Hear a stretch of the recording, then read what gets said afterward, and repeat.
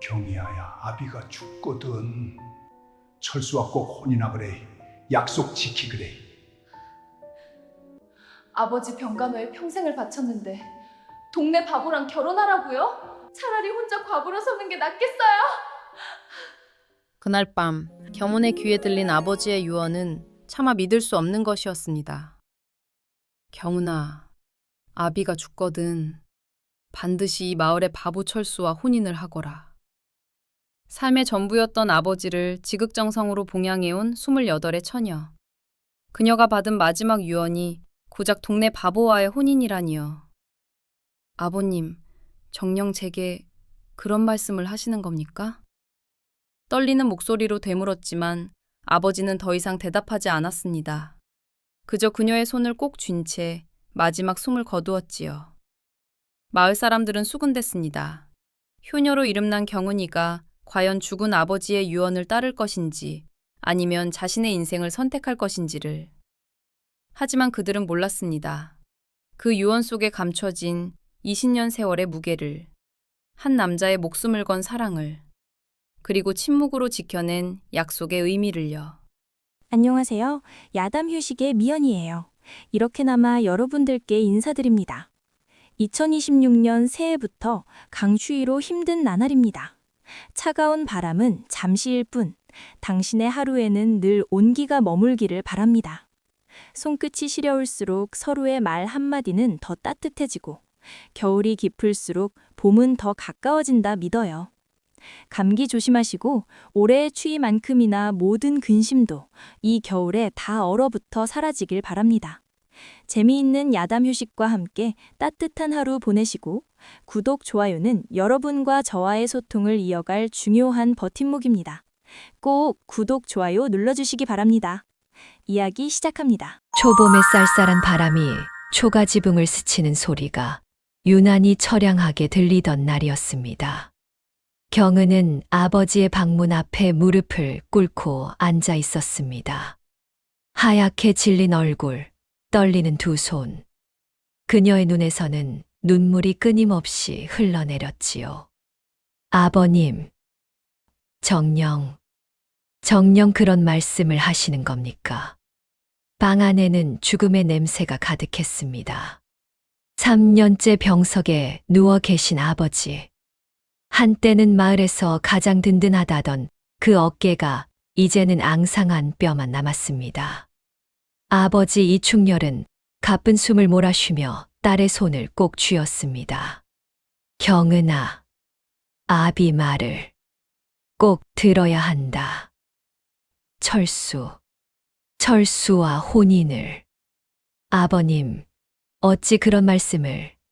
제가 얼마나 아버님을 섬겨왔는데 마지막 유언이 고작 동네 바보와의 혼인이란 말씀입니까? 경은의 목소리가 절규처럼 터져 나왔습니다. 이 마을에서 철수를 모르는 사람은 없었습니다. 27이 되도록 장가 한 번 못 든 바보. 말을 더듬고 글을 읽지 못하며 늘 어딘가 멍한 눈빛으로 마을을 헤매는 남자. 그런 남자와 혼인을 하라니요. 아버님, 소녀는 평생 아버님만 섬기며 살겠다 했습니다. 혼인 같은 것 생각해 본 적도 없사옵니다. 그런데 어찌하여 하필 그 사람과. 경은아, 약속 해다오. 아비가 죽거든. 반드시. 아버지의 손에 힘이 빠져갔습니다. 그의 눈빛이 흐려지기 시작했지요. 아버님. 경은이 아버지를 부둥켜 안았습니다. 하지만 이미 늦었습니다. 이충렬은 그렇게 딸에게 기이한 유언 하나만을 남긴 채 세상을 떠났습니다. 장례와 수군거림. 사흘 뒤 초라한 장례가 치러졌습니다. 마을 사람들이 모여들었지요. 하지만 그들의 눈빛에는 동정보다 호기심이 더 짙었습니다. 저 경은이가 정말 바보 철수랑 혼인할까? 아무리 효녀라지만 그건 좀 아니지 않나. 근데 이 영감 죽을 때 정말 그런 유언을 했다는 게 사실인가? 수군거림이 빈소를 가득 채웠습니다. 경은은 상주로서 묵묵히 절을 받았습니다. 하얀 상복 차림의 그녀는 마치 혼이 빠진 사람처럼 보였지요. 눈가는 퉁퉁 부어 있었고 입술은 피가 나도록 깨물어 터져 있었습니다. 그때였습니다. 이 조상 받으러 왔습니다. 어눌한 목소리가 빈소 입구에서 들려왔습니다. 사람들이 일제히 고개를 돌렸습니다. 거기 구겨진 옷을 입고 어색하게 서 있는 남자가 있었습니다. 철수였습니다. 그는 손에 허름한 조화 한 송이를 들고 있었습니다. 아마도 장터에서 주워온 것처럼 보이는 반쯤 시든 꽃이었지요. 저기, 아저씨, 좋은 사람, 이었어요.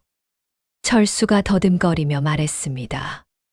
그의 눈에도 눈물이 맺혀 있었습니다. 마을 사람들이 키득거렸습니다. 저것 봐라.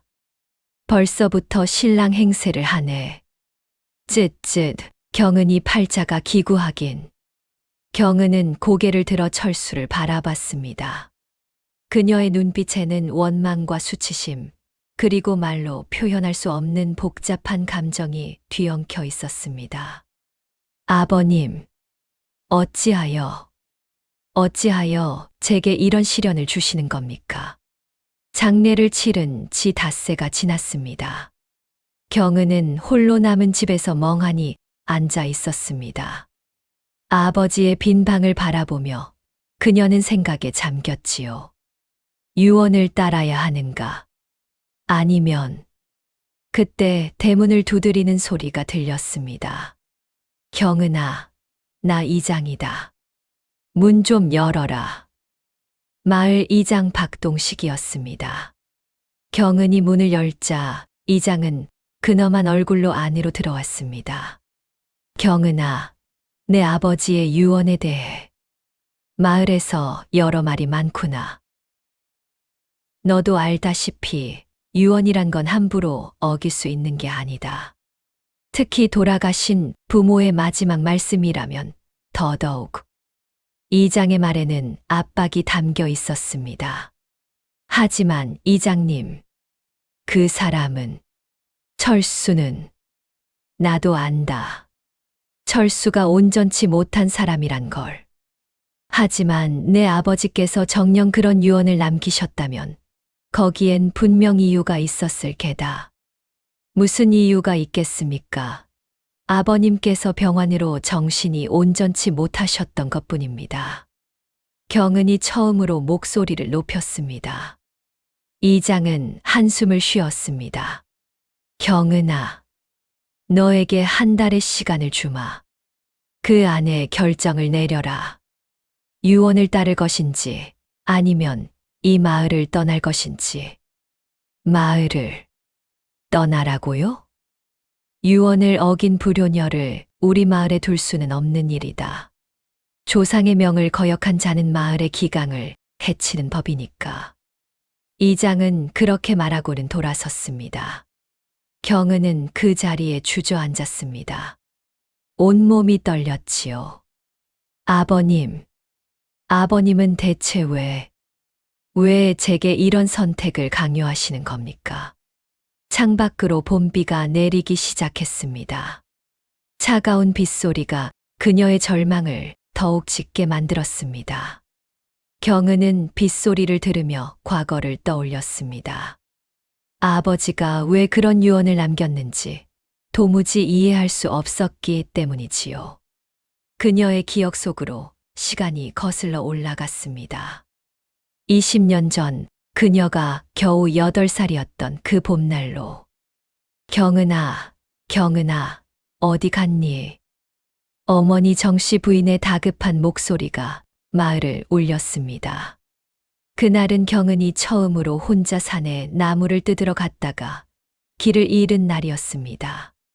해가 뉘엿뉘엿 지는데도 집으로 돌아오지 않자 온 마을이 발칵 뒤집혔지요. 이충렬, 자네 딸을 찾아야 해.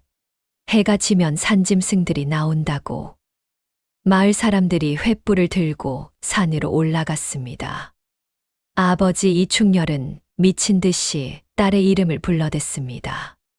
경은아, 경은아. 그때였습니다. 산 중턱, 낡은 토굴 앞에서 한 소년이 어린 경은의 손을 잡고 서 있었습니다. 7살 철수였습니다. 아, 아저씨. 여기 있어요. 철수는 그렇게 더듬거리며 말했습니다. 그의 품에는 겁에 질려 울고 있는 경은이 안겨 있었지요. 경은아. 아버지가 달려와 딸을 끌어안았습니다. 아버지. 무서웠어요. 응. 괜찮다, 괜찮아. 아버지가 왔다. 이충렬은 철수를 돌아보았습니다. 철수야, 내가 우리 경은이를 찾아준 거냐? 네. 저기, 동굴에서 울고 있어서요. 철수가 수줍게 대답했습니다. 마을 사람들이 웅성거렸습니다. 바보 철수가 경은이를 구했다니. 저 녀석도 쓸모가 있긴 있네. 이충렬은 철수의 머리를 쓰다듬었습니다. 고맙다, 철수야. 아저씨가 꼭 은혜를 갚을게. 그날 이충렬은 철수에게 약속했습니다. 언젠가 반드시 이 은혜를 갚겠다고. 하지만 그것이 어떤 식으로 갚아질지 그때는 아무도 몰랐습니다. 철수네 집은 마을 끝자락, 가장 낡고 초라한 움막이었습니다. 철수의 아버지는 일찍 돌아가셨고 어머니는 병약하여 늘 누워 지냈지요. 7살 철수는 그런 어머니를 돌보며 남의 집 일을 거들어 근근히 살아가고 있었습니다. 사람들은 철수를 바보라 불렀습니다. 말을 더듬고 글을 배우지 못했으며 간단한 셈도 제대로 하지 못했기 때문이지요. 하지만 철수에게는 남다른 점이 하나 있었습니다. 마음씨가 지극히 착했습니다. 길 잃은 아이를 찾아주고 다친 짐승을 돌보고 넘어진 노인을 부축하는 일. 철수는 늘 그런 일을 했습니다. 비록 머리는 느렸지만 그의 마음만큼은 누구보다 따뜻했지요. 경은이를 구한 그날 밤 철수는 어머니에게 말했습니다. 어머니, 저 오늘 여자애 구했어요. 그래, 철수야. 착하지. 내가 세상에서 제일 착한 아들이야. 병든 어머니는 아들의 손을 쥐며 눈물을 흘렸습니다. 철수야, 어머니가 오래 살지 못할 것 같구나. 내가 혼자 살 수 있을까? 괜찮아요. 어머니, 저 열심히 일할게요. 철수의 눈에도 눈물이 맺혔습니다. 그로부터 석 달 뒤 철수의 어머니가 세상을 떠났습니다. 겨우 7살 소년이 홀로 남겨진 것이지요. 장례를 치를 돈도 없었습니다. 철수는 마을을 돌아다니며 사람들에게 애걸했습니다. 제발 도와주세요. 어머니, 묻어야 해요. 하지만 사람들은 고개를 돌렸습니다. 바보 집안일에 왜 우리가 돈을 대야 하나? 저 녀석, 앞으로 어떻게 살려고? 그때 이충렬이 나섰습니다. 내가 장례를 치러주겠네. 이충렬 자네도 형편이 넉넉지 않지 않은가? 그 아이가 우리 경은이를 구해줬네. 그 은혜를 갚아야지. 이충렬은 자신의 돈을 털어 철수 어머니의 장례를 치러주었습니다. 그리고 철수를 불렀습니다. 철수야, 이제 넌 혼자니? 네. 아저씨. 앞으로 힘들 텐데. 아저씨가 도와줄게.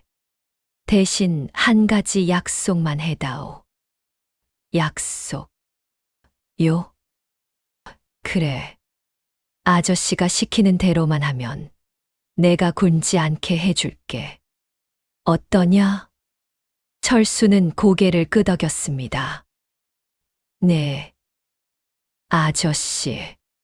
뭐든지 할게요. 그날 이충렬과 철수 사이에 어떤 약속이 오갔는지는 아무도 몰랐습니다. 다만 그 뒤로 철수는 가끔씩 이충렬의 집을 찾아왔습니다. 그리고 이충렬은 철수에게 밥을 먹이고 옷을 주고 일을 시키곤 했지요. 자라나는 경은과 철수. 세월이 흘렀습니다. 경은은 16살 처녀로 자라났습니다. 마을에서 가장 아름답고 가장 효성스러운 딸로 소문이 났지요. 반면 철수는 20살 총각이 되었지만 여전히 바보 취급을 받았습니다. 말은 여전히 더듬었고 하는 일마다 서툴렀으며 사람들의 놀림감이 되었습니다. 하지만 이상한 일이 있었습니다. 철수는 유독 경은네 집 주변에서 자주 목격되었습니다. 경은이 우물에 물을 길러가면 어디선가 나타나 두레박을 들어주고, 경은이 빨래를 하러 가면 멀찍이 서서 지켜보고, 경은이 장에 가면 뒤를 따라오곤 했습니다. 마을 사람들이 수군댔습니다. 저것 봐라. 바보 철수가 경은이를 짝사랑하나 봐. 쯔쯔, 주제도 모르고. 경은도 이를 알고 있었습니다. 그리고 그것이 무척이나 불쾌했지요.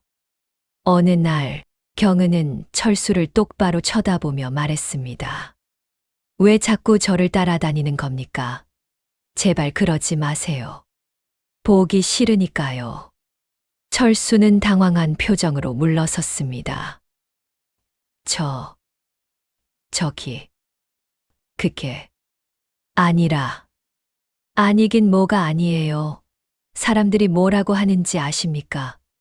바보가 처녀를 쫓아다닌다고 수군대는데 정말 창피해서 어떡해요. 경은의 목소리는 차가웠습니다. 철수는 고개를 푹 숙였습니다. 죄송해요. 다시는 안 그럴게요. 그는 그렇게 말하고는 터벅터벅 돌아갔습니다. 하지만 경은은 몰랐습니다. 그날 밤 철수가 자신의 움막에서 혼자 눈물을 흘렸다는 것을. 아저씨, 약속 지켜야 하는데 경은이가 싫어해요. 어떡하죠? 철수는 중얼거렸습니다. 그의 손에는 낡은 종이 한 장이 쥐어져 있었습니다. 20년이 지난 지금도 그가 소중히 간직하고 있는 무언가였습니다.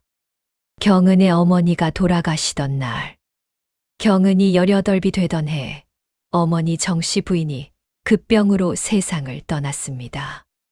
갑작스러운 죽음이었습니다.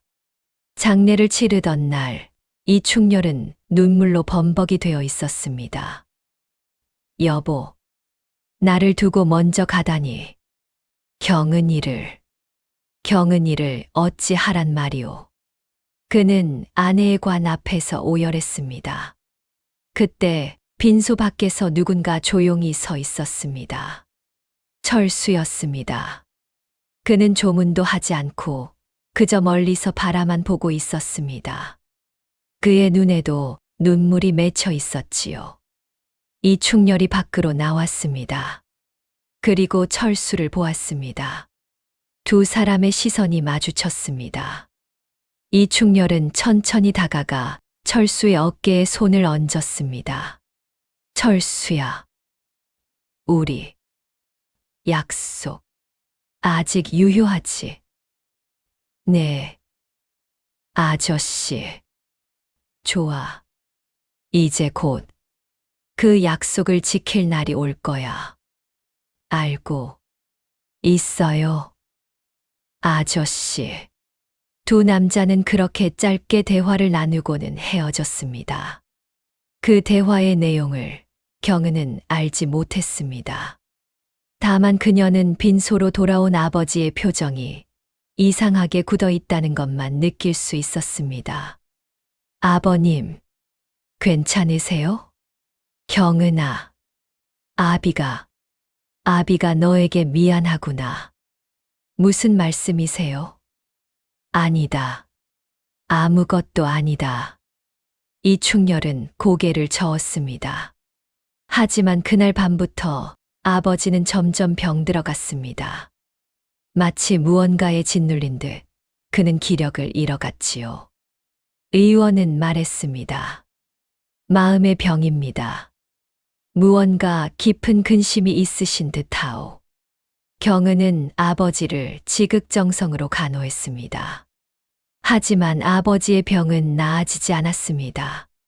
그렇게 3년의 세월이 흘렀고 마침내 아버지는 그 기이한 유언을 남기고 세상을 떠난 것입니다. 이장이 준 한 달의 시간은 빠르게 흘러갔습니다. 경은은 매일 밤 잠 못 이루며 고민했습니다. 아버지의 유언을 따를 것인가, 아니면 이 마을을 떠날 것인가. 하지만 떠난다 한들 어디로 가겠습니까? 28배 과부도 아닌 처녀가 연고도 없는 곳에서 혼자 살아간다는 것은 죽음을 자초하는 일이나 마찬가지였습니다. 그렇다고 철수와 혼인을 한다. 상상만 해도 끔찍했습니다. 차라리 죽는 게 낫지. 경은은 중얼거렸습니다. 그때 대문을 두드리는 소리가 들렸습니다. 경은 씨, 계세요? 어눌한 목소리. 철수였습니다. 경은은 이를 악물었습니다. 대문을 열지 않았지요. 경은 씨, 이거 들으려고요. 한참을 기다리던 철수는 대문 앞에 무언가를 내려놓고는 터벅터벅 돌아갔습니다. 경은이 나가보니 거기에는 투박하게 싼 보자기가 놓여 있었습니다. 열어보니 떡 한 시루가 들어 있었지요. 이게 무슨... 떡은 형편없이 만들어져 있었습니다. 모양도 제각각이고 간도 맞지 않았습니다. 하지만 정성만큼은 가득했지요. 경은은 그 떡을 집어들었다가 화가 나서 땅바닥에 내던졌습니다. 이런 걸로 제 마음을 돌릴 수 있을 것 같습니까? 떡이 흙바닥에 굴러다녔습니다. 하지만 경은은 몰랐습니다. 그 떡을 만들기 위해 철수가 사흘 밤을 꼬박 세웠다는 것을. 마을 아낙네들에게 조롱을 당하면서도 떡 만드는 법을 배웠다는 것을. 그리고 무엇보다 그 떡살 돈을 마련하기 위해 철수가 자신의 유일한 재산이던 낡은 이불을 팔았다는 것을요. 보름이 지났습니다. 마을 사람들의 시선은 점점 더 차갑게 변해갔습니다. 경은이가 아직도 결정을 안 했다지. 효녀라더니 결국 아버지 유언도 안 지키려나 봐. 쯧쯧 겉만 번지르르 했지. 장터에 나가면 수군거림이 들렸고 우물가에 가면 아낙네들이 힐끔힐끔 쳐다보았습니다. 어느 날 경은은 장터에서 쌀을 사려다가 모욕을 당했습니다. 경은아, 너 같은 불효녀한테 쌀을 팔 수는 없구나. 쌀집 주인이 냉정하게 말했습니다. 주인 어르신, 무슨 말씀을... 아버지 유언을 거역하려는 년한테 무슨 쌀을 팔아. 썩 꺼지지 못할까. 경은은 그 자리에서 수모를 당했습니다. 사람들이 모여들어 구경했지만 아무도 그녀를 편들어 주지 않았습니다. 비틀거리며 집으로 돌아오는 길. 경은의 눈에서 눈물이 흘러내렸습니다. 아버님, 아버님은 대체 왜 이런 시련을 제게 주신 겁니까? 그때였습니다. 경은 씨. 뒤에서 철수의 목소리가 들렸습니다. 돌아보니 철수가 쌀 한 포대를 쥐고 서 있었습니다. 이거 드릴게요. 제가 일해서 번 거예요. 철수가 쌀 포대를 내밀었습니다. 경은은 그것을 노려보았습니다. 필요 없어요. 당신 것 받으면. 제가 당신한테 빚진 것 같잖아요. 아니에요. 아니에요. 그냥 드리고 싶어서. 싫다니까요. 가져가요. 경은이 소리쳤습니다. 철수는 슬픈 눈으로 그녀를 바라보았습니다. 그리고는 쌀 포대를 경은의 집 대문 앞에 내려놓고는 돌아갔습니다. 경은은 그 쌀을 보며 주저앉았습니다. 하지만 그녀는 몰랐습니다. 그 쌀을 사기 위해 철수가 보름 동안 품팔이를 했다는 것을. 새벽부터 밤까지 다른 사람들이 기피하는 가장 힘든 일을 도맡아 했다는 것을. 그리고 그가 받은 품삯 전부를 그 쌀 한 포대에 쏟아부었다는 것을요. 사흘 뒤 경은의 집 지붕에 구멍이 났습니다. 장마철이 다가오는데 비가 새기 시작한 것이지요. 큰일이네. 지붕을 고쳐야 하는데. 경은은 막막했습니다. 돈도 없고 지붕을 고칠 기술도 없었습니다. 그날 밤 경은은 새는 빗물을 받으며 잠을 청했습니다. 다음 날 아침 이상한 일이 벌어졌습니다. 지붕에 구멍이 막혀 있었습니다. 투박하게 서툴게 막혀 있었지만 그래도 비는 새지 않을 정도였지요. 이게 대체. 경은은 의아해했습니다. 마을 사람들이 수군댔습니다. 어젯밤에 바보 철수가 경은이네 집 지붕에 올라갔다더라. 밤중에 뭐 하러? 지붕 고치려고 그랬나 봐. 아침에 보니까 손이 온통 상처투성이더라고. 경은은 그 말을 듣고 이를 악물었습니다. 그렇게까지 해서 제 환심을 사려는 거야? 비열하기 짝이 없군. 그녀는 철수의 행동을 오해했습니다. 혼인을 관철시키기 위한 계략이라고 생각한 것이지요. 하지만 진실은 달랐습니다. 철수는 그날 밤 추운 날씨에 지붕 위에서 떨며 기와장을 고쳤습니다. 한 번도 해본 적 없는 일이라 손이 찢어지고 피가 났지만 그는 멈추지 않았습니다. 경은 씨, 아프면 안 돼요. 비 맞으면 안 돼요. 그는 중얼거리며 일했습니다. 그리고 누구에게도 말하지 않았습니다. 그저 묵묵히 그림자처럼 그녀를 지켰을 뿐이었습니다. 열흘쯤 지났을 때였습니다. 경은은 갑자기 심한 복통에 시달렸습니다. 배가 너무 아파서 몸을 뒤척였습니다. 식은 땀이 흘러내렸지요. 그때 대문을 두드리는 소리가 들렸습니다. 경은 씨, 경은 씨. 철수의 다급한 목소리였습니다. 경은은 신음하며 대문을 열었습니다. 왜 이러세요? 이거 드세요. 약이에요. 철수가 검은 봉지를 내밀었습니다. 경은은 그것을 의심스럽게 바라보았습니다. 이게 뭐죠? 약이에요. 배 아플 때 먹는 거. 어떻게 제가 아픈 걸 알았죠? 저기, 그냥 알았어요. 철수의 대답은 횡설수설이었습니다. 경은은 그 약봉지를 받아들고는 문을 닫아버렸습니다. 혼자 남은 경은은 약봉지를 뜯어보았습니다. 검은색 가루가 들어 있었습니다. 이상한데, 이게 정말 약일까? 의심이 들었습니다. 혹시 이게 독약은 아닐까? 나를 죽이려고 준 건 아닐까? 경은의 머릿속에 끔찍한 생각이 스쳤습니다. 그래. 나만 죽으면 내 재산을 차지할 수 있으니까. 바보인 척하면서 사실은 음흉한 계략을 꾸민 거야. 경은은 그 약을 마당에 버렸습니다.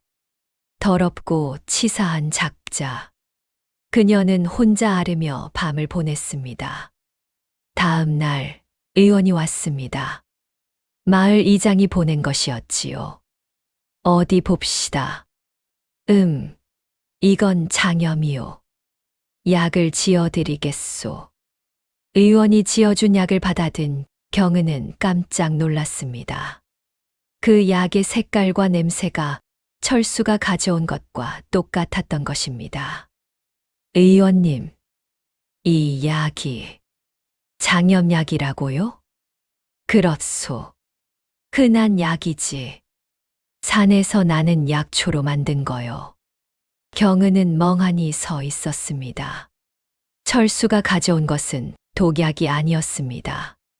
진짜 약이었던 것이지요. 그럼 내가 오해한 건가? 잠시 흔들렸지만 경은은 고개를 저었습니다. 아니야. 우연일 뿐이야. 어차피 저 사람은 그녀는 여전히 철수를 믿지 않았습니다. 하지만 그녀가 몰랐던 사실이 있었습니다. 철수는 그 약을 구하기 위해 산을 3번이나 왕복했습니다. 약초를 캐는 방법을 약방 주인에게 물어보고 직접 캐서 직접 다렸습니다. 그 과정에서 독초에 손이 쓸려 부어올랐지만 그는 누구에게도 말하지 않았습니다.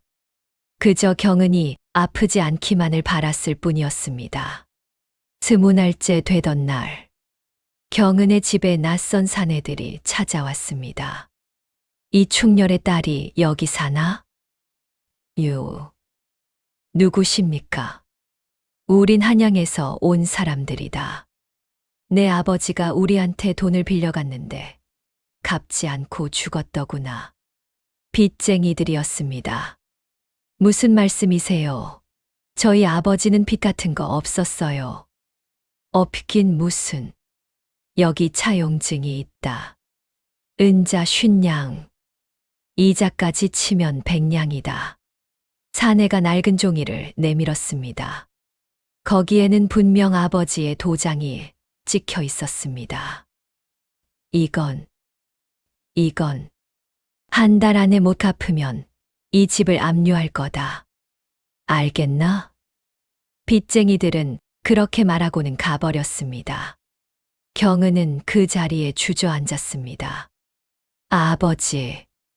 아버지께서 빚을 지셨다니. 왜 말씀하지 않으신 거죠? 절망이 밀려왔습니다. 100냥. 그녀가 평생 벌어도 모을 수 없는 돈이었습니다. 이제 정말 끝이구나. 그날 밤 경은은 눈물로 베개를 적셨습니다. 다음 날 아침, 대문 앞에 무언가가 놓여 있었습니다. 보자기에 쌓인 묵직한 주머니. 열어보니 은자가 가득 들어 있었습니다. 이게 무슨... 경은은 은자를 세어보았습니다. 정확히 100냥이었습니다. 누가 이런 돈을... 그때 이웃 할머니가 지나가다 말했습니다. 경은아, 어젯밤에 철수가 내 집 앞에 왔다 가더라. 철수가요? 응. 무거운 걸 들고 왔던데. 혹시 그게... 경은은 은자 주머니를 내려다보았습니다. 철수가 이 돈을? 의문이 꼬리를 물었습니다. 바보 철수가 어디서 이런 거금을 구했을까? 설마 훔친 건 아닐까? 경은의 머릿속에 또다시 나쁜 생각이 스쳤습니다. 그래. 아마 어디선가 훔쳤을 거야. 그러고는 마치 자기가 나를 구해준 것처럼 보이려고. 그녀는 은자를 도로 보자기에 싸서 철수의 집으로 향했습니다. 철수, 나와요. 경은이 소리쳤습니다. 철수가 움막에서 나왔습니다. 그의 얼굴은 상처투성이었고 옷은 남루했습니다. 이거 당장 가져가요. 저는 도둑질한 돈 받고 싶지 않아요. 경은이 은자 주머니를 철수에게 던졌습니다. 철수는 슬픈 눈으로 그녀를 바라보았습니다. 도둑질. 아니에요. 그럼 어디서 났어요? 당신 같은 사람이 백냥을 어떻게 구했어요? 1. 했어요. 열심히 일했어요. 거짓말. 아무리 일해도 그렇게 큰 돈을 벌 수 없어요. 경은은 믿지 않았습니다. 철수는 입을 다물었습니다. 더 이상 변명하지 않았지요. 경은은 화가 나서 돌아섰습니다. 하지만 그녀는 몰랐습니다. 철수가 그 돈을 마련하기 위해 무엇을 했는지를. 철수의 희생 독자에게만 보이는 진실. 경은이 떠난 뒤 철수는 혼자 움막에 앉아 있었습니다. 그의 몸은 온통 멍과 상처로 뒤덮여 있었습니다. 한 달 전 경은의 아버지가 돌아가신 날 밤, 철수는 한양으로 갔습니다. 거기서 가장 위험한 일을 도맡아 했지요. 무거운 짐을 나르고 하수구를 청소하고 험한 광산에 들어가 돌을 캤습니다. 밤낮 없이 일했습니다. 잠도 제대로 자지 못했습니다. 야, 바보 새끼, 제대로 못해. 이것도 못하냐? 구타와 욕설을 당하면서도 철수는 묵묵히 일했습니다. 돈 벌어야 돼. 경은 씨, 도와줘야 돼. 그렇게 한 달 동안 그는 자신의 몸을 혹사시켜 백냥을 모았습니다. 그리고 그 돈 전부를 경은에게 주었습니다. 철수는 낡은 종이 한 장을 꺼내 들었습니다. 20년 전 이충렬이 그에게 쓰여준 종이었습니다. 거기에는 이렇게 쓰여 있었습니다. 철수야, 너는 우리 경은이를 지켜주거라. 아비가 죽은 뒤에도 평생 동안 말이다. 그것이 내가 경은이를 구해준 은혜를 갚는 길이니라. 철수는 그 종이를 가슴에 품었습니다. 약속. 지킬 거예요. 아저씨. 경은 씨. 지킬 거예요. 그의 눈에서 눈물이 흘러내렸습니다. 마침내 한 달이 지났습니다. 이장이 경은을 찾아왔습니다. 경은아, 결정을 내려야 할 시간이다. 유언을 따를 것이냐, 마을을 떠날 것이냐. 경은은 고개를 들었습니다. 그녀의 얼굴은 창백했고 눈가는 퀭하게 패여 있었습니다. 저는 그녀가 입을 열었습니다. 저는 혼인하겠습니다. 경은의 목소리는 떨렸지만 단호했습니다. 이장이 눈을 크게 떴습니다. 정말이냐? 철수와 혼인을 하겠다는 거냐? 네. 아버님의 유언이니 따르겠습니다. 경은은 고개를 숙였습니다. 그녀의 눈에서 눈물이 뚝뚝 떨어졌지요. 아버님, 소녀는 효녀이고 싶습니다. 비록 이해할 수 없는 유언이지만 따르겠습니다. 마을 사람들이 웅성거렸습니다. 세상에 정말 바보랑 혼인을 하다니. 불쌍하긴.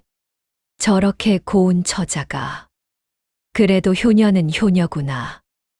닷새 뒤 초라한 혼례가 치러졌습니다. 경은은 소복 같은 흰 혼례복을 입고 서 있었습니다. 그녀의 얼굴에는 미소가 없었습니다. 마치 제사를 지내러 가는 사람 같았지요. 철수는 낡은 두루마기를 입고 있었습니다. 그의 얼굴은 긴장으로 굳어 있었고 손은 떨리고 있었습니다. 절 받으시오. 주례가 말했습니다. 두 사람이 서로에게 절을 했습니다. 그 순간 경은은 생각했습니다. 이것으로 제 인생은 끝났구나. 첫날 밤의 비밀. 혼례를 마치고 경은은 철수와 함께 집으로 돌아왔습니다. 철수는 경은의 집으로 들어온 것이었지요. 자신의 움막은 너무 누추했기 때문입니다. 밤이 깊었습니다. 경은은 방 한쪽 구석에 웅크리고 앉아 있었습니다. 철수는 반대편 구석에 앉아 있었지요. 두 사람 사이에는 차가운 침묵만이 흘렀습니다. 한참 뒤 철수가 조심스럽게 입을 열었습니다. 경은 씨, 저 말 있어요. 경은은 대답하지 않았습니다. 경은 씨, 불편하게 안 할게요. 그냥 지켜만 있을게요. 무슨 말씀이에요? 경은이 차갑게 물었습니다. 이 방 안 쓸게요. 마루에서 잘게요. 경은 씨, 편하게 지내세요. 철수는 그렇게 말하고는 정말로 일어나 마루로 나갔습니다. 경은은 멍하니 그 뒷모습을 바라보았습니다. 무슨 속셈이지. 그날 밤부터 철수는 마루에서 잤습니다. 추운 날씨에도 담요 한 장만 덮고 마루에서 잤지요. 경은은 이해할 수 없었습니다. 왜 저러는 거지? 혼인까지 했으면서. 혼인 후 철수의 행동은 더욱 이상했습니다. 아침이면 일찍 일어나 마당을 쓸고 물을 깃고 아궁이에 불을 지폈습니다. 경은이 일어나면 이미 밥이 지어져 있었습니다. 경은 씨, 밥 먹어요. 철수가 조심스럽게 말했습니다. 경은은 그 밥을 받아 먹으면서도 얼굴을 찌푸렸습니다. 왜 이렇게까지? 무슨 수작이지? 낮에는 철수가 밖에 나가 일을 했습니다. 품팔이를 해서 돈을 벌어왔지요. 저녁이면 돌아와 경은에게 그 돈을 모두 건넸습니다. 이거 오늘 번 거예요. 경은 씨, 쓰세요. 경은은 그 돈을 받으면서도 마음 한구석이 불편했습니다. 철수는 자기 자신을 위해서는 아무것도 사지 않았습니다. 낡은 옷을 그대로 입고 헐어빠진 집신을 신고 다녔지요. 반면 경은에게는 가끔씩 장에서 사온 작은 선물을 주곤 했습니다. 이거 예뻐서 샀어요. 비녀 하나, 비단 손수건 하나. 경은은 그것들을 받고는 구석에 던져두었습니다. 필요 없어요. 가져가세요. 괜찮아요. 경은 씨 거예요. 철수는 슬픈 눈으로 웃으며 물러났습니다. 마을 사람들의 수군거림. 석 달이 지났습니다. 마을 사람들은 이 기묘한 부부에 대해 수군댔습니다. 저 둘 정말 부부가 맞나? 같은 집에 살면서도 완전히 남남처럼 지낸다던데. 경은이가 철수를 완전히 무시한대. 말도 안 섞고. 쯔쯔, 그래도 철수는 경은이 시키는 대로 다 한다던데. 어느 날 경은은 우물가에서 아낙네들의 대화를 엿듣게 되었습니다. 근데 있잖아. 철수 그 사람 정말 불쌍하더라. 왜? 어제 장터에서 봤는데 몸이 성한 데가 없더라고.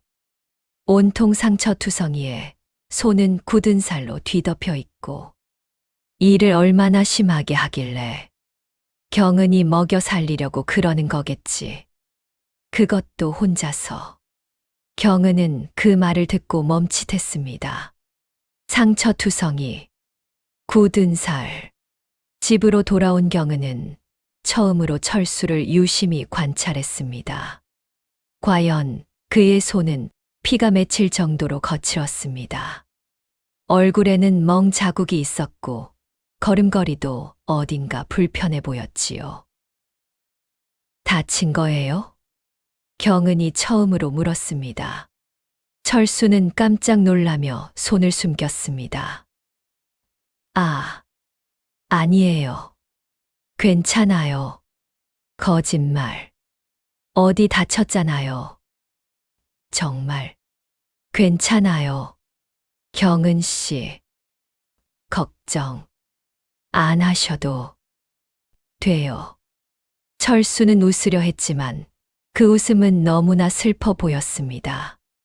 경은은 가슴 한구석이 답답해졌습니다. 왜 저렇게까지? 병든 철수. 한 달 뒤 철수가 쓰러졌습니다. 과로와 굶주림으로 몸이 망가진 것이었지요. 경은이 아침에 일어나 보니 마루에 누운 철수가 깨어나지 않았습니다. 철수. 경은이 다가가 흔들었습니다. 철수는 뜨거운 열로 달아오르고 있었습니다. 이게 무슨... 경은은 당황했습니다. 급히 의원을 불렀지요. 의원이 진찰을 하고는 고개를 저었습니다. 과로입니다. 몸을 너무 혹사시켰어요. 게다가 제대로 먹지도 못한 것 같고. 뭐라고요? 보세요. 이 사람 갈비뼈가 다 드러나 있습니다. 얼마나 굶었으면 돈을 벌어도 자기는 먹지 않고 다른 데 쓴 모양이군요. 의원의 말에 경은은 충격을 받았습니다. 그럼 어떻게 해야 하나요? 일단 푹 쉬게 하고 잘 먹여야 합니다. 약을 지어드릴 테니 이틀에 한 번씩 먹이세요. 의원이 떠난 뒤 경은은 철수를 방으로 옮겼습니다.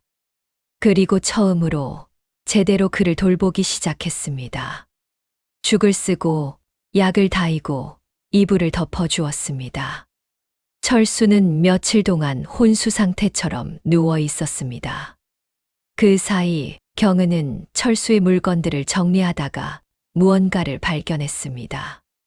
낡은 보자기 속에서 나온 종이 한 장. 거기에는 아버지 이충렬의 필적이 적혀 있었습니다. 철수야, 너는 우리 경은이를 지켜주거라. 아비가 죽은 뒤에도 평생 동안 말이다. 그것이 내가 경은이를 구해준 은혜를 갚는 길이니라. 경은의 손이 떨렸습니다. 이게 무슨...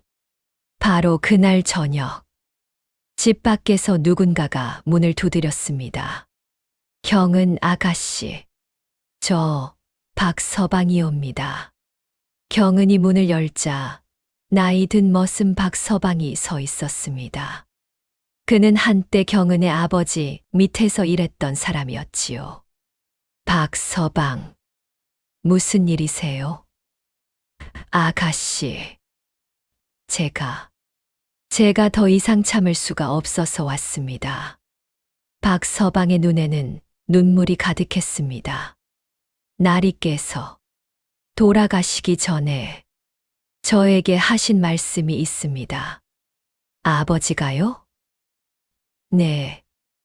나리께서는 철수를 아가씨와 혼인시키라 하신 게 다 이유가 있었습니다. 박서방은 떨리는 목소리로 이야기를 시작했습니다. 20년 전, 철수가 아가씨를 산에서 구해준 그날, 나리께서는 철수에게 큰 빚을 졌다고 생각하셨습니다. 그건 알아요. 그래서 뭐죠? 하지만 나리께서는 그보다 더 큰 비밀을 알고 계셨습니다. 비밀이요? 박서방은 한숨을 쉬었습니다. 철수의 아버지, 그분은 나리의 목숨의 은인이셨습니다. 뭐라고요? 나리께서 젊었을 때 전쟁터에서 목숨을 잃을 뻔했었지요. 그때 나리를 구해준 사람이 철수의 아버지였습니다. 경은은 입을 다물지 못했습니다. 하지만 철수의 아버지는 그 과정에서 크게 다쳐 결국 돌아가셨습니다. 나리께서는 그 빚을 평생 갚지 못했다고 후회하셨습니다. 그래서 철수를. 네. 나리께서는 철수가 바보라는 걸 아셨습니다. 혼자서는 살아갈 수 없다는 것도. 그래서 아가씨와 혼인시켜 평생 보살핌을 받게 하려 하신 겁니다. 박서방의 눈물이 뺨을 타고 흘러내렸습니다. 하지만 나리께서는 몰랐습니다. 철수가 아가씨를 얼마나 사랑하는지. 사랑이라고요? 네. 철수는 8살 때부터 아가씨만 바라보고 살았습니다. 나리께서는 그걸 아시고 마음이 아프셨습니다. 박서방은 계속 말을 이었습니다. 철수는 자신이 바보라는 걸 압니다. 아가씨가 자신을 싫어한다는 것도 압니다. 하지만 그래도 그저 곁에서 지켜보기만 해도 행복하다고 그렇게 말했습니다. 경은의 눈에서 눈물이 흘러내렸습니다. 그리고 나리께서 돌아가시기 전 철수에게 마지막으로 부탁하셨습니다. 경은이를 평생 지켜달라고. 철수는 그 약속을 지키고 있는 겁니다. 박서방은 고개를 숙였습니다. 아가씨, 용서하십시오. 제가 이 말을 진작 드렸어야 했는데 나리께서 비밀로 하라 하셔서. 경은은 그 자리에 주저앉았습니다. 아버님. 그녀의 입에서 흐느낌이 터져 나왔습니다. 사흘 뒤 철수가 깨어났습니다. 흐릿한 눈을 뜨니 경은이 곁에 앉아 있었습니다. 그녀의 눈은 빨갛게 부어 있었지요. 경은 씨. 철수가 힘없이 불렀습니다. 경은은 재빨리 눈물을 닦았습니다. 깨어났어요? 죽을 좀 드세요. 그녀는 떨리는 손으로 죽그릇을 들었습니다. 철수는 멍하니 그녀를 바라보았습니다. 왜? 여기.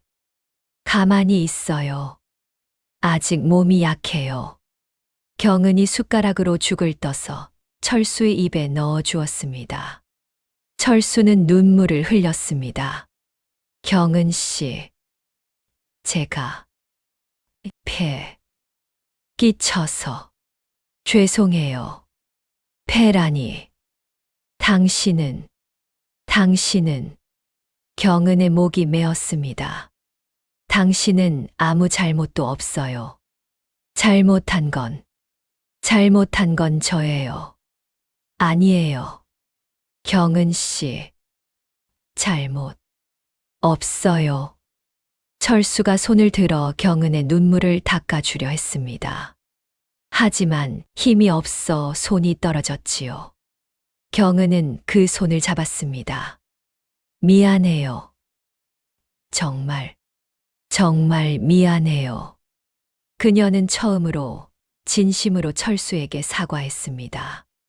뒤늦은 이해, 열흘이 지났습니다. 철수는 조금씩 회복되었습니다. 경은의 지극한 간호 덕분이었지요. 경은은 이제야 모든 것을 이해하기 시작했습니다. 지붕을 고쳐준 것, 약을 가져다 준 것, 빚을 대신 갚아준 것, 쌀을 가져다 준 것, 모든 것이 사랑이었습니다. 말없는 희생의 사랑이었습니다. 어느 날 저녁 경은은 철수에게 물었습니다. 저 물어봐도 될까요? 네. 경은 씨, 100냥. 그 돈 정말 이래서 번 거예요. 철수는 잠시 망설이다가 고개를 끄덕였습니다. 네.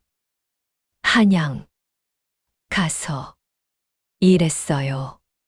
어떤 일을요? 그냥 힘든 일, 아무도 안 하려는 일. 왜 그렇게까지 했어요? 경은의 목소리가 떨렸습니다. 철수는 수줍게 웃었습니다. 경은 씨, 힘들어 보여서요. 도와주고 싶었어요. 바보. 경은이 중얼거렸습니다. 정말 바보예요. 그녀의 눈에서 눈물이 흘러내렸습니다. 철수는 당황하며 손수건을 꺼냈습니다. 울지 마세요. 경은 씨, 우는 거 안 예뻐요. 그 말에 경은은 오히려 더 울음을 터뜨렸습니다. 미안해요. 정말 미안해요. 제가 당신을 괜찮아요. 경은 씨, 저 행복해요. 이렇게 곁에 있으니까. 철수의 손이 경은의 손을 꼭 쥐었습니다. 그 순간 경은은 느꼈습니다. 진정한 사랑이 무엇인지를. 말이 아닌 행동으로 보여주는 사랑. 대가를 바라지 않는 순수한 헌신. 그 뒤로 두 사람의 관계는 변했습니다. 경은은 더 이상 철수를 피하지 않았습니다. 오히려 먼저 다가가 말을 걸었지요. 오늘은 뭘 하고 싶어요? 경은 씨랑 같이 산책. 좋아요. 같이 가요. 두 사람은 손을 잡고 마을을 걸었습니다. 마을 사람들은 놀라워했습니다. 저것 좀 봐. 경은이 표정이 완전히 달라졌네. 그러게. 요즘 늘 웃고 다니더라. 철수도 예전보다 훨씬 밝아진 것 같아. 어느 봄날 경은은 철수와 함께 산에 올랐습니다. 20년 전 경은이 길을 잃었던 그 산이었지요. 여기서 경은 씨 찾았어요. 철수가 낡은 토구를 가리켰습니다. 그때 무서웠어요? 네. 많이 떨고 있었어요. 그래서 안아줬어요. 경은은 웃었습니다. 고마워요. 그때도, 지금도. 그녀는 철수의 손을 꼭 잡았습니다. 이제야 알았어요. 당신이 얼마나 소중한 사람인지. 철수의 눈에 눈물이 맺혔습니다. 경은 씨, 사랑해요. 그것은 철수가 태어나서 처음으로 제대로 한 고백이었습니다. 경은은 눈물을 흘리며 대답했습니다. 저도 사랑해요. 두 사람은 그렇게 서로를 껴안았습니다. 아버지의 묘 앞에 서서 여름이 왔습니다. 경은은 철수와 함께 아버지의 묘를 찾았습니다. 묘 앞에 무릎을 꿇고 경은은 말했습니다. 아버님, 이제야 알았습니다. 아버님의 유언이 무슨 뜻이었는지. 그녀의 목소리는 떨렸습니다. 철수는 바보가 아니었습니다. 세상 누구보다 맑고 순수한 마음을 가진 가장 아름다운 사람이었습니다. 철수는 옆에서 고개를 숙이고 있었습니다. 아버님께서 걱정하셨던 것. 철수의 앞날이 아니었습니다. 소녀의 앞날이었지요. 혼자 남을 소녀를, 평생 지켜줄 사람을 찾아주신 겁니다. 경은의 눈물이 땅에 떨어졌습니다. 늦었지만 이제 알았습니다. 감사합니다, 아버님. 이렇게 좋은 사람을 소녀 곁에 보내주셔서. 철수도 함께 절을 했습니다. 아저씨, 감사합니다. 경은 씨, 지킬게요. 평생. 아저씨, 약속, 지킬게요. 두 사람은 그렇게 묘 앞에서 오래도록 앉아 있었습니다. 서늘한 바람이 불어와 나무잎을 흔들었습니다. 마치 아버지가 두 사람을 축복하는 것 같았습니다. 세월이 흘러 그로부터 10년이 흘렀습니다. 경은과 철수는 여전히 그 마을에서 살고 있었습니다. 이제 두 사람에게는 아이가 둘 생겼습니다. 총명한 아들과 예쁜 딸이었지요. 마을 사람들은 이제 철수를 바보라고 부르지 않았습니다. 철수 씨, 오늘도 일하러 가십니까? 네. 열심히 일해야죠. 식구들 먹여 살려야 하니까요. 철수는 여전히 말을 더듬었지만 그의 얼굴에는 행복한 미소가 가득했습니다. 경은은 아이들과 함께 밭일을 하며 살았습니다. 어느 날 딸아이가 물었습니다. 어머니, 아버지는 다른 아버지들보다 말을 못하시잖아요. 창피해요. 경은은 딸을 무릎에 앉히고 말했습니다. 얘야, 내 아버지는 말은 서툴지만 마음만큼은 세상에서 가장 따뜻한 분이란다. 정말요? 그래. 어머니가 보장한다. 내 아버지 같은 분은 세상 어디에도 없단다. 경은의 눈에는 사랑이 가득했습니다. 저녁 철수가 일을 마치고 돌아왔습니다. 다녀왔어요. 경은 씨, 어서 와요. 밥 차려놨어요. 경은이 반갑게 맞이했습니다. 식사를 하며 온 가족이 웃고 떠들었습니다. 철수는 그 모습을 바라보며 생각했습니다. 아저씨, 약속 지켰어요. 경은 씨, 행복하게 해드렸어요. 창밖으로 별이 빛나고 있었습니다. 아버지 이충렬이 하늘에서 미소 짓고 있는 것만 같았습니다. 사랑이란 무엇일까요? 화려한 말로 표현하는 것이 사랑일까요? 아니면 묵묵히 곁을 지키는 것이 사랑일까요? 철수는 평생 한 번도 제대로 사랑한다는 말을 하지 못했습니다. 하지만 그의 모든 행동이, 모든 희생이 바로 사랑이었습니다. 경은의 아버지 이충렬은 알고 있었습니다. 딸에게 필요한 것은 화려한 신랑이 아니라 평생 한결같이 지켜줄 사람이라는 것을요. 때로는 들리는 말보다 깊은 것이 침묵이며 화려한 약속보다 소중한 것이 작은 실천입니다. 그리고 진정한 사랑은 상대방이 알아주지 않아도 인정받지 못해도 그저 묵묵히 주는 것이라는 걸. 이 이야기는 우리에게 가르쳐 줍니다. 여러분 곁에도 혹시 말없이 당신을 지키는 누군가가 있지 않나요? 오늘의 이야기가 당신의 마음에 작은 울림을 남겼다면 좋아요와 구독으로 응원해주세요. 당신의 오늘이 인생 최고의 하루가 되길 응원하겠습니다. 감사합니다.